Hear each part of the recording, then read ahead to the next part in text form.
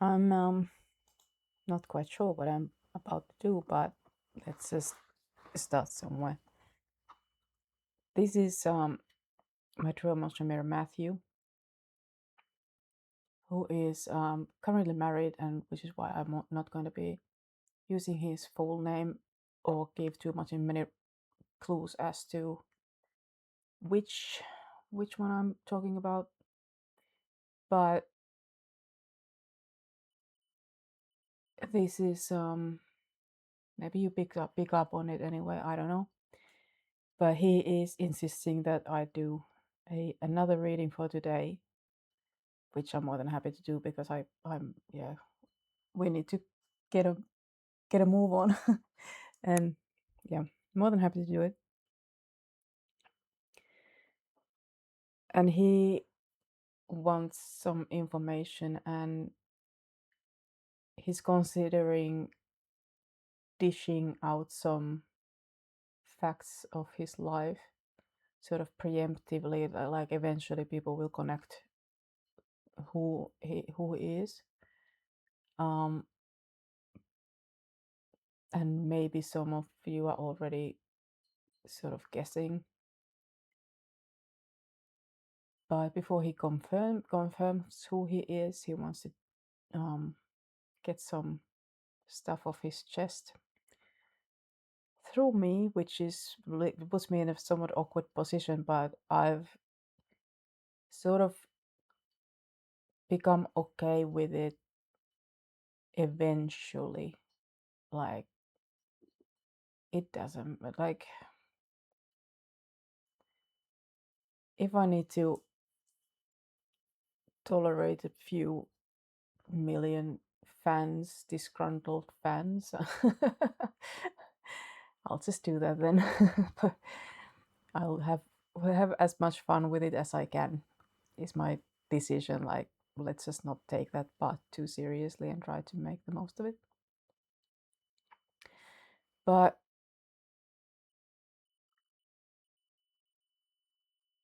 it's not a real no. I feel like this is about his decision not to say his name. So the way my tarot cards work is that it loads up a random card with a random explanation. So the cards are not connected with the text, and the text simply changes or gives you guidance as to what does the image relate to. So this is represents Matthew. He doesn't look exactly like that, but there is certain Matthew-esque character to him, and he's holding this spiritual symbol and is feeling connected, and gold threads connecting him to the universe and to me and so forth. And that was the card that came out, like the cover basically for the deck today. So we're gonna continue. Okay, the speak is easy energy, which is our sort of our thing. A lot of people believe that spiritual people and spirituality and twin flame thing is reserved for spiritual people, which means that you have to reject the darkness and the sexuality and just stare into the light and pray that the bad stuff will go away. But my take on it is sort of rather different. Like you have to, in order to truly live, you have to connect with your true, like your full array of stuff that you are. And a lot of it is sort of dark and murky and sexual and interesting. And I think a lot of twin flames are still in separation phase because they cannot connect to those things, and masculine energy is very much connected to those things. And if as a female you cannot go there, then you cannot be with your twin flame. Like you have to accept the masculine half of yourself as they have to accept the feminine half, whichever way you realize connect with masculine and feminine energy, because it sort of depends on your perspective, which type of energy you connect with which gender. But in our case, let's go this way. This is usual interpretation, I think. So I'm now looking at this cord that is used to tie up his vest, as in closed up emotions, like keeping the heart under wraps while sort of getting on with, like trying to, like he is very much in the presence of all these pleasures, but he's keeping his heart away from it, as in keeping his heart to himself and controlling who he is going to give it to. And it's not like he is closed off emotionally, or that he's not aware of his emotions. Um, he's just very aware of who might be worthy of his heart. I'm not actually sure what this is relating to. I'm just reading this image at the moment. Will you look at another open door to what you want and still not walk through it?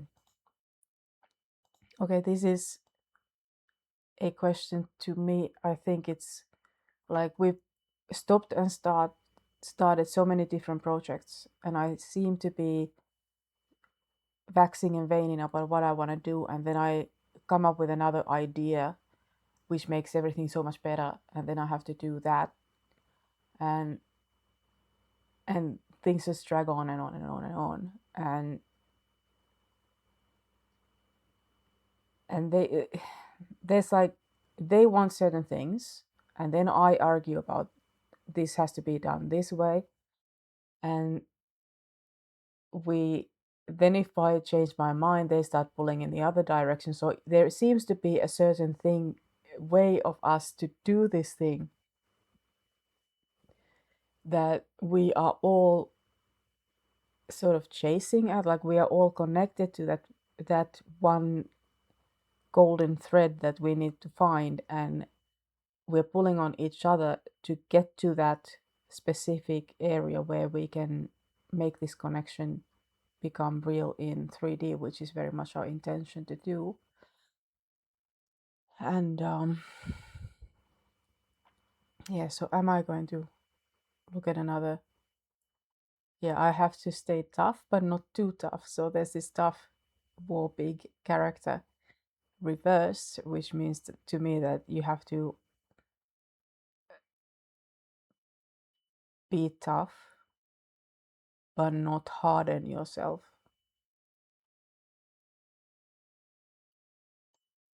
And trust the spirit, as in think of what a human can do, which is a lot.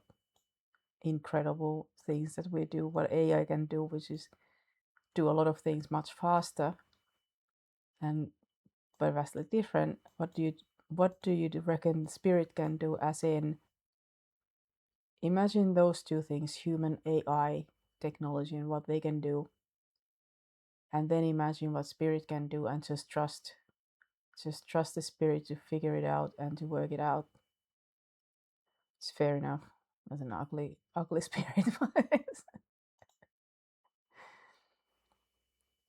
Okay, I keep having repeated dreams of broken staircases, and have done for years and years and years. Some of them like really scary, that I'm just sort of hopping from one edge to the other, trying to get to my apartment, and just defying stuff. And now we've got pretty clear staircase with a island loosely crossed over. So this looks scalable. It's not too bad. There's a little bit of insecurity. Is this thing going to collapse on me if I try to get through the door and that sort of thing? But it looks doable. So not everything is perfect yet, but it is not death defying. So we might actually survive this ordeal. Not because he's weak, stupid, or defeated. It's because he's not any of those things. As in, we're not weak enough to Ivan try and use somebody else to get what we want. We're not stupid, so we stupid and try to do the same thing. We are not defeated, which is Ivan. We're not any of those things, so we can do this, but we're also going to do it the hard way because because the hard way in this case is the best way at the same time. So there's a lot of things that we have considered over the years, like we just need to take into account, and there's a lot more riding on this than just our relationship and having a bit of fun. But there's a lot of things to consider. But it will look like fun, and it's going to be fun. So the fun is definitely not excluded, and there is the plan of spreading fun, like making a lot of people's lives a whole lot better as a consequence of us being together. So it has to sort of spill out all of the glitter ball, like disco glitter. It just needs to go everywhere. Everyone needs to have fun. Everyone, like, we want to bring on a huge change in the world, and I think that we have been planning on doing something, but I think that even our plans just blew completely out of the water. That, like, I certainly have surprised myself as what I'm capable of, and I think that what is going on here is that the power that comes from all of us coming together, it's enormous. Like the people, the men involved with me, they are not tiny little players. Even the tiniest are quite incredible. And and even those who are think of themselves as being the runt of the litter, they just haven't been in the environment. I don't think they've been in the correct environment. Like, they just raised to think of themselves stupid, which happens a lot with smart people. Like, it's really easy to convince a smart person that they're stupid because they notice when they're wrong, and they realize that, okay, I was mistaken, the logic was against me. But if you try to convince a stupid person that your logic doesn't apply, they're just not going to listen to it. If they don't like the sound of it, they're just going to find that, well, I'm stupid, aren't I? So I don't have to believe anything. Like, I don't need to be convinced because I don't understand your argument and I just don't like it. So I'm just going to believe whatever I want to believe. But guys are screaming, but in a supportive way. Um, I think that's just a funny insert, as in fun and games. So what's the scary bit? I happen to like demons. Like, I sort of invite them in, as in, I don't see them as being evil. I see them as being tormented. And so I struggle to see this as a scary thing. I see it as a friend coming in for looking for a place to stay, and sort of that way. But it is offered now as a scary. What are you afraid of? Oh no, I have no idea what you're trying to do, but it looks bloody impressive. Keep it up. Is it worth it?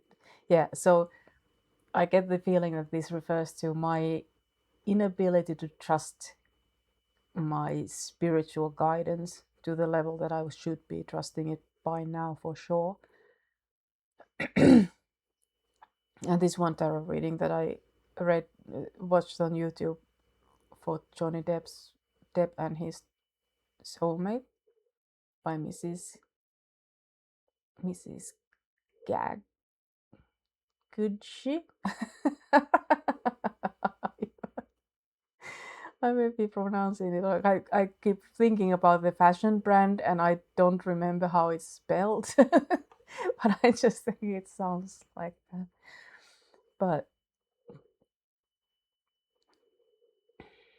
yeah, luxury items are not really on my radar. But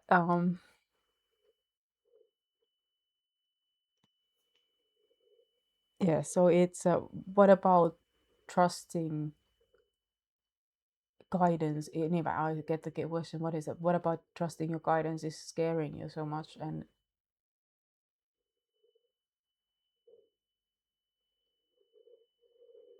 I think the idea that somebody would care about me, to trust that it or someone else would care about me enough to watch me through something as complicated and unlikely as what we are about to try to do is really scary. I understand that without the guidance, I don't have much of a chance. That I don't have a chance to do it. I think I would do though. It's just that the finesse would be gone. Like I would just do it the regular way, like self promotion, SEO, pushing myself out there, getting myself connected with the right people and that sort of thing. But this is asking for spiritual. Let the spirit guide you with finesse and sort of class into what I want to do and what we are planning to do. And I frankly I don't like it because it does require me to trust something other than myself to do the job right. And it is the problem of trusting that someone else gives a fuck rather than like I know I give a fuck. I know I care about myself. I know that I wouldn't hurt myself. I wouldn't put myself in a situation that will treat me poorly. But I find it very scary to go into something that I know is fraught of danger and just trust that it's all going to be fine. Sort of naivistic, like it takes a sort of naivety. And I may be like one of those readings pointed out she's very innocent, very childlike person, and which is both true, but it can't be concluded that I'm also naive, stupid, or um, gullible. And and trusting spiritual guidance to the level that they're asking me to trust is somewhat childish, childish.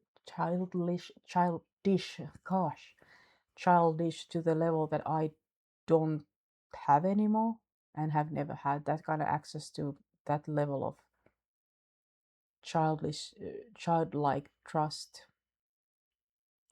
that mommy and daddy are going to take care of me. Like, it,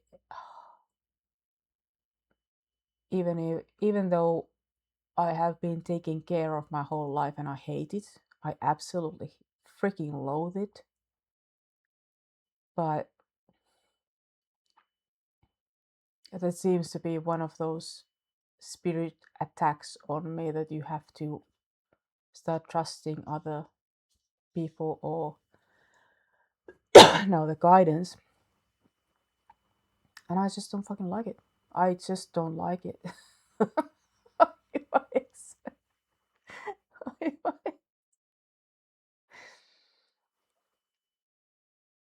And That'll be the challenge for sure.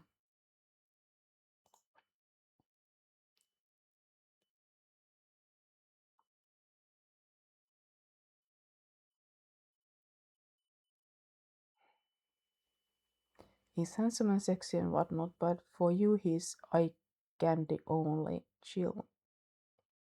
Enjoy admiring him from afar. You get too close and you find his feet and his claws. Who are we talking about?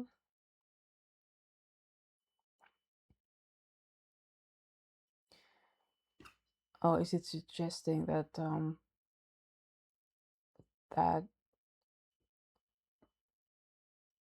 is this about Yellow King? I don't think so. How do you know? How do I know? I don't understand. Let's try another card if it would make any sense. Yeah, handsome and ready to marry. Waiting for his bride. The trick is to let anyone you enjoy into your life and let them go. Ah, that makes more sense. As in, why do I treat my true emotion mirrors systematically as eye candy? Exactly. Like they are. Aivan. Okay, this makes much more sense. Um, they're like the waiting to make full commitment, and I'm like, yeah, whatever. Like, like they playing. So when I have this theory that I've named sort of sarcastically or humorously, there maybe an AIDS syndrome. When you're a full 10, one of the requirements for a full 10 is that they have to be somewhat modest about the way that they see themselves, as in they cannot see themselves as the most amazing person in the freaking world, right?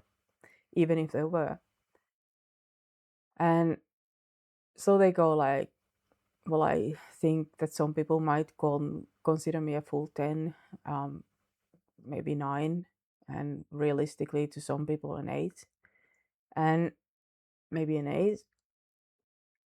And then when they meet their counterpart whose value system is exactly as yours, they look at each other and they go, you know what, that person can have anyone that they want, so I'll just wait around and see if they pick me. And if you're one of those sort of everybody's 9.8 characters, you get chased a lot. And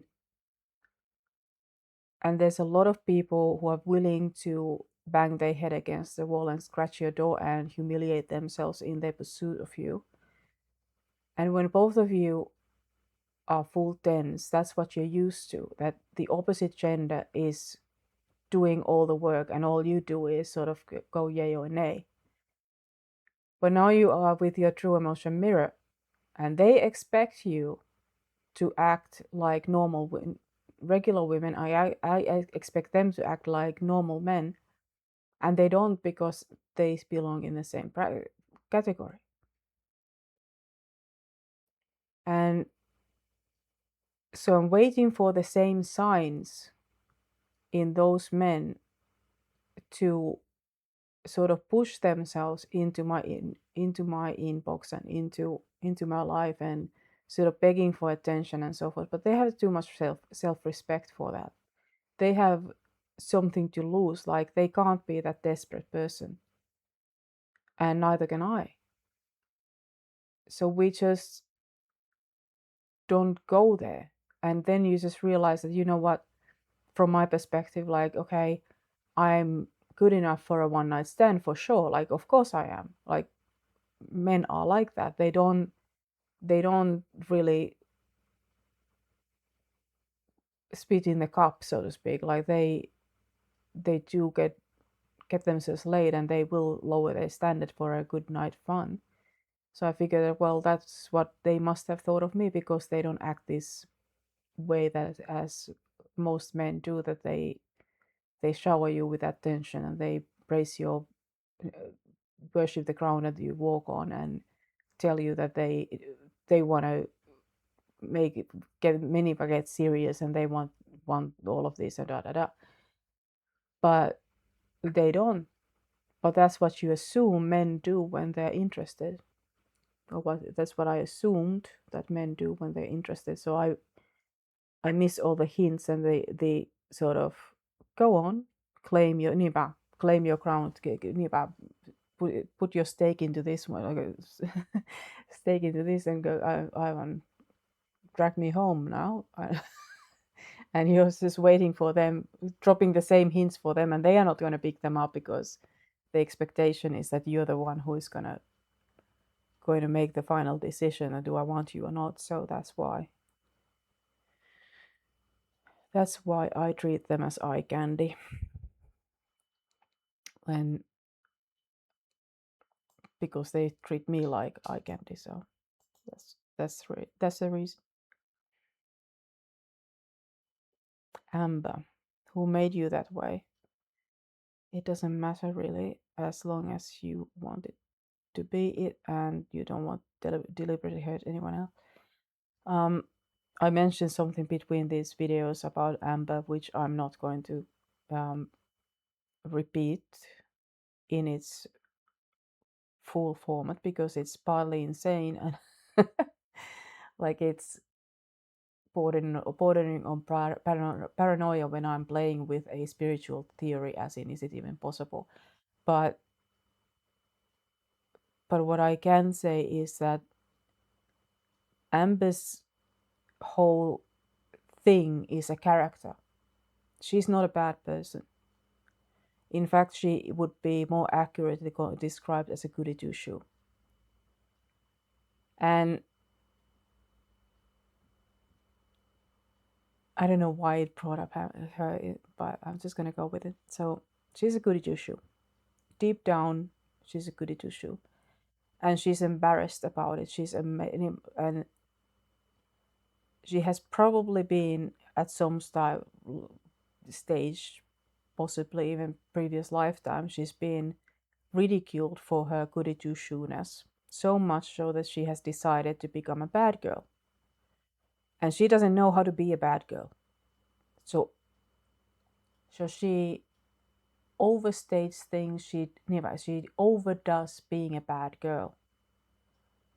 In addition, she is a lesbian, like properly, and men to her are simply bill payers and money fodders, and that's all she sees in them. Because the man that she belongs with is some cowboy from Kansas, I don't know, but something very wholesome and very ordinary and very very different to what she's chasing in order to fulfill her idea of self, as in her false ego, as in who she should be rather than who she actually is. And I think that she's just a sweet little Kansas girl, and that's what she was meant to be, and that she's not going to be um, doing well anywhere else except on a freaking horse farm and by baking apple pies and that sort of thing. Like that's, I think, where she belongs. But so this is not a bad thing to say about her, but there's another bit that doesn't contradict this, but which sort of plays to the same idea, but it's just a spiritual theory of something that I'm not going to repeat. But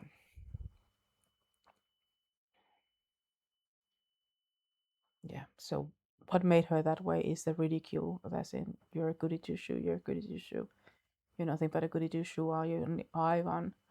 And I keep repeating Ivan and exactly, because this is often the feeling I get from the spirits, as in the people in spirit around me, and they often nod and go Ivan, which is Finnish for exactly or I agree. And those words will repeat in case you're wondering what do they mean.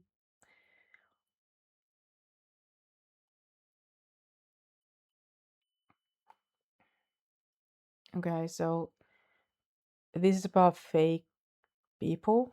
It's a sort of a warning to my true emotion mirrors to not listen to female trauma too much. As in, they want to make themselves seem like they are admirable in their grief and their love for you and their misery and their need of you.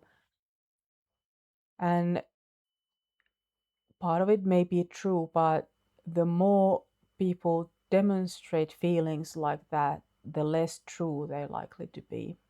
Like the fakest emotions get the biggest display. And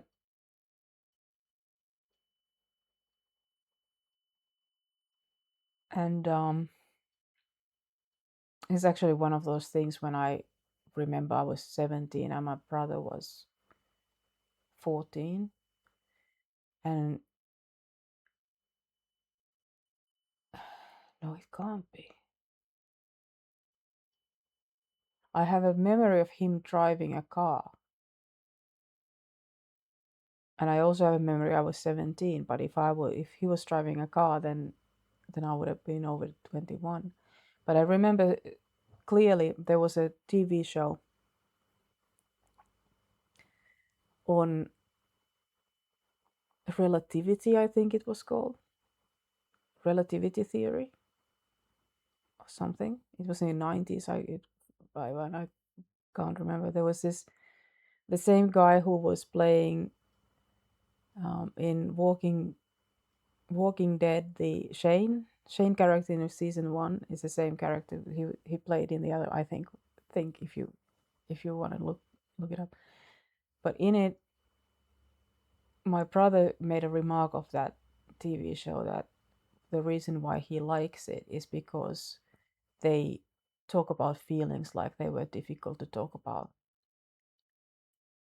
And I remember sort of looking at him like, you're a child. Like, when did you get freaking smart? When did you become a grown up? It's one of those moments when he just blew my mind. Anyway, that would be the point, as in fake emotions get a huge display and the real emotions are hidden often. And expressing the real emotion is not easy. Putting a show and dance over how much I love you is great when you actually don't feel that way. And pretending to be the victim is easy when you don't actually feel like the victim. So drama is for those who lacking real emotions. This is a warning to my true emotion mirrors and everybody else, but in this context, specifically to my true emotion mirrors. Don't listen to drama. Drama is not about real emotions. Drama is for people who don't have real emotions involved in that situation. And when you are leaving somebody, if you are, for instance, filing for divorce, and your wife makes a huge song and dance about it, they may be covering up their lack of emotion in the connection of your divorce. As in, she would feel like she should give you enough respect to cry about you leaving, basically. But truthfully, she doesn't have those feelings. And she's just making a huge song and dance about it, because if she was actually feeling devastated, she would do everything in her power to hide it.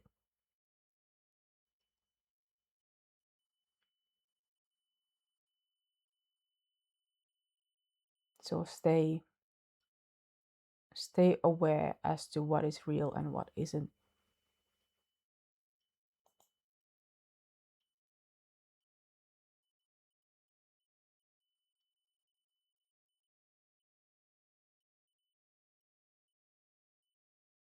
Yeah, okay.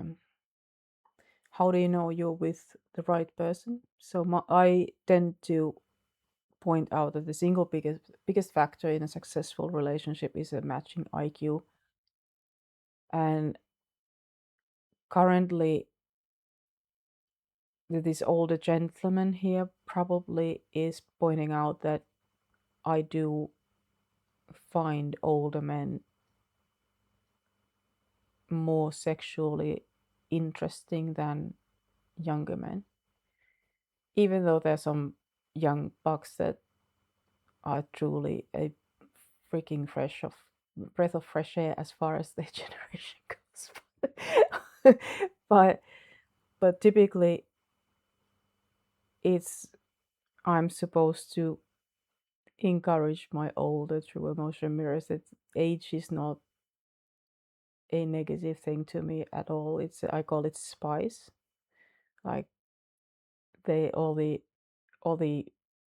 rugged hurts and whatever you've gone through, it actually quite spicy and interesting about a person instead of a turn off. But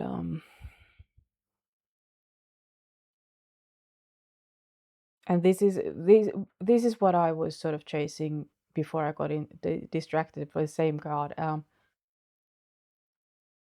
How do you know, like when you are with someone who wants you to believe that they are your twin flame or true emotion mirror, whatever, and you judge them from basis on whether they're a good person or not. Could be they good do they deserve you or not? Most decent people deserve you, yes. Like if you start on in thinking of the merits of that person, then more than likely they are well good enough for you. But the question isn't at all whether they deserve you. The question is, do they make you feel giddy? Do they make you feel excited? And do they make you feel like there's something incredibly tasty and delicious to be consumed here? Is it something that you just want because you want it, not because they deserve you, they are good enough for you? True love has nothing to do with deserve. And even when we deserve each other, we still, this juicy part is something different. It's usually the undeserving part of you is the one that gets all the love and adoration, whether the deserving part only gets approval. Big difference.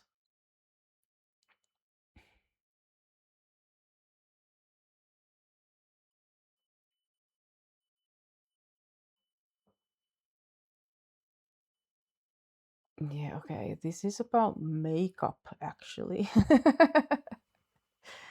Because I have this massive age crisis going on, and I'm always thinking like I should I should get my face like I should reteach myself how to do my makeup, because there was after 30 I shaved my head completely, like went bald, like I shaved my head bald for several years, and during that time makeup just made me look like a transvestite, so I didn't do it. And and then I just forgot about the skill completely, and now I'm just back to knowing nothing, and everything I try looks stupid. So so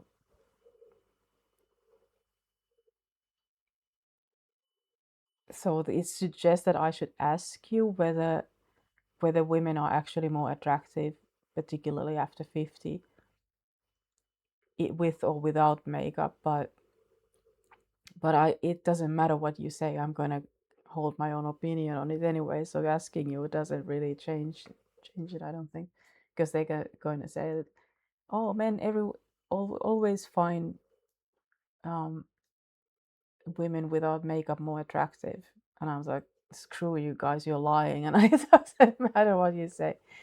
But but I'm somewhat not into it. You do realize that this woman would be wearing makeup, I suppose, which is always a fun thing with men when they don't see how much makeup goes into a natural look sometimes. So you get fooled all the time, so your opinion on the matter doesn't really count.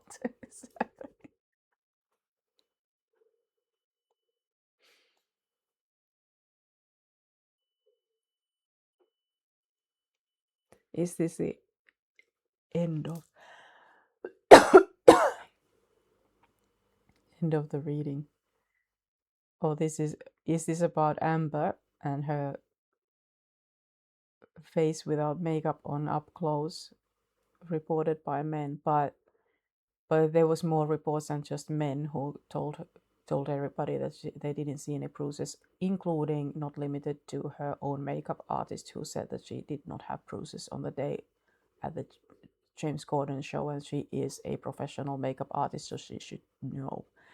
She's in charge of putting her makeup on that morning, and she testified that no, there were no bruises on her on the day, and she definitely didn't have a broken nose. But yeah,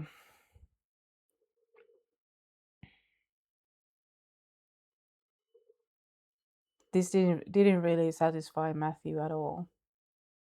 Let's see what Matthew. Um,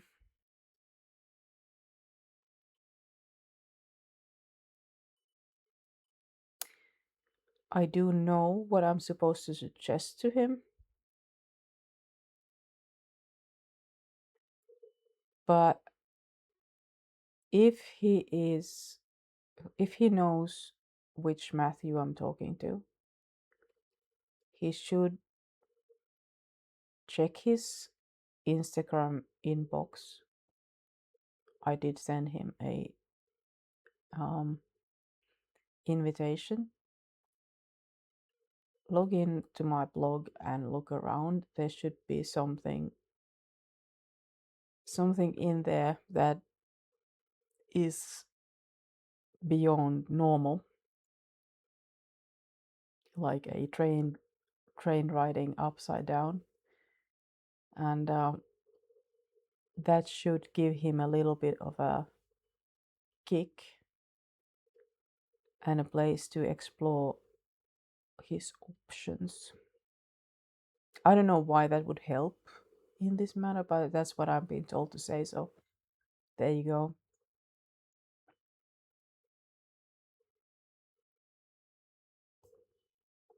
But the Matthew I'm talking to, he does have a invitation link in his Instagram inbox. I haven't been able to send them to everybody, technical reasons, but his invitation is already there. So there you go. Should we? Is this enough? Shall we end here and suggest other videos on this end screen? See ya. Bye.